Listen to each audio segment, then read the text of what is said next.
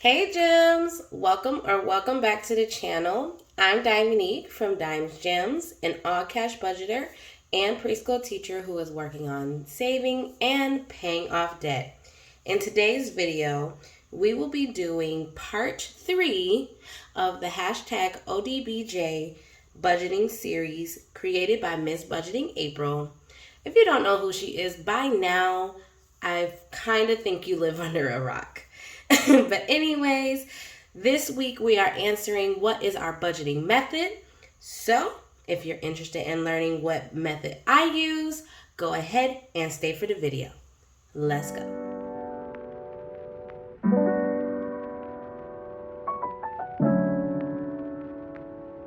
All right, guys. So I am old school when it comes to my budgeting method. I have not adapted doing digital or anything like that so far. Only digital I do is like my payments from the bank. That's about as digital as I get. So this is my planner. I did have this that I made before, but since then I have added more cash envelopes and I have added more sinking funds. So this is kind of obsolete right now, but I wanted to show you that you can do this yourself. I actually created this on Microsoft Word using tables and doing a column so it could be on both sides. I added the colors so I could color coordinate with my categories. So I would start with my income, my fixed expenses and bills, my variable expenses / cash envelopes, and my savings challenges and sinking funds, okay? And on the back, I went ahead and did my denominations, and I had all of my categories added up so I could just do the tally marks and do the total, so I could just take that, transfer it to a paper for the bank, and she'll know what I need. You'll see this as I show you my budget that I'm doing now, but I just wanted to show you. And just because I'm a teacher, I laminate everything, but you could literally just make this and just keep printing a new one off for whatever you do your budget. Okay, so I'm still writing everything down. Like I said, this is my planner. Today is the day. I don't know, I thought it was cute, from the $1.25 store. So let's just go ahead and show you. I don't do budget with me's on the channel that often, so it's kind of exciting getting to show you guys this. So basically, I have all my paydays in green, which I get paid bi-weekly, and basically all my bills are red, and any kind of money that I have to make sure I have set aside for something is yellow. So like, this is my cousin's wedding. I'm going to give him some money, and my copay for my doctor's appointment. Okay, and then in the notes section, hopefully you guys can see that. Okay, so for my first paycheck, I was behind last month, so my mortgage payment came out, Capital One, and car note this check. Next check, I plan on doing my car insurance, my LA Fitness membership, life insurance, and my mortgage payment again. But that's because I want to have it for the first. Okay? So usually it's not listed twice, but we had to pay it a little later than usual. I paid it on the 7th instead of the 1st. Okay? So hopefully we don't do that next month.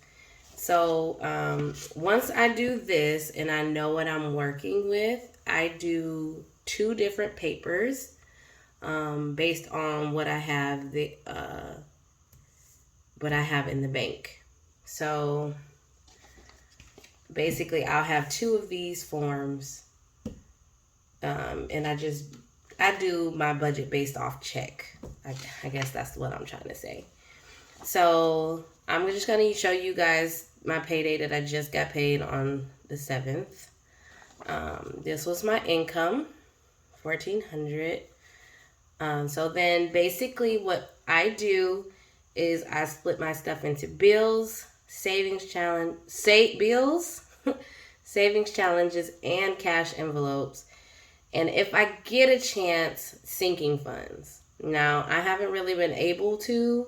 I was able to with some extra cash that I have found from some extra bonus money I got. But I have not been able to really like start stuffing. So when I do, I'll have sinking funds written here and I'll list them out, and then my denominations chart will be on the back of the paper. Okay. So in red, like I showed you before, so I have mortgage, the Capital One payment, my car note, my buffer for my account, in case, I need something, and my copay that I said in my journal for my doctor's appointment. So then you total all of these up.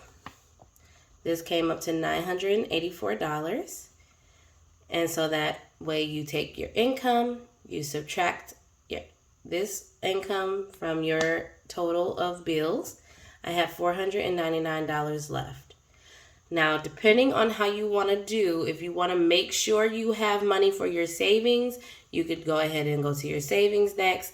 But I tend to go to my cash envelopes first, so I can make sure that these are stocked. And if I have room, then I'll add more if I need to. But I usually do a little base pay for now. I went a little lower to see how well I could do this check. So we're going to see how I do in 2 weeks. I think I'm going to have to up my amounts. So cash envelopes, I have my groceries, my gas, my personal, home, fun money, and miscellaneous. Now, sometimes I don't stuff these, but it's up to you on how much you do. So again, you total all of your categories. This came up to $340. And then you take your last remaining amount and subtract it. So that made it $159 that I could use for my next categories, my savings challenges. So my savings challenges, I have 2 major ones and then a little small one that I'm doing. I have other ones, but I usually use rollover money from my cash envelopes to fund the other savings challenges. So if I don't have any remaining money, I don't really get to stuff anything other than the ones that I allotted for. So I allot out $55 a check for my 52-week challenge, and I decided to try and stuff more of my big numbers for my 100 envelope challenge. So I chose envelope number 94, and for my date night challenge, I did $10. So the total of these is $159. So my remaining balance is $0. If you're trying to do a zero-based budget, you have to make sure that every penny you make has a place. So at the end of all your categories, you should have 0. Now, this is what we do when we go to the bank. If you want to do digital, you don't have to worry about the denominations. This is only for all cash budgeters who want to take the money out the bank to have it on hand in our envelopes. Okay. So my denominations, what I do is that I just list out all the things that I need cash for. So I needed money for my car note.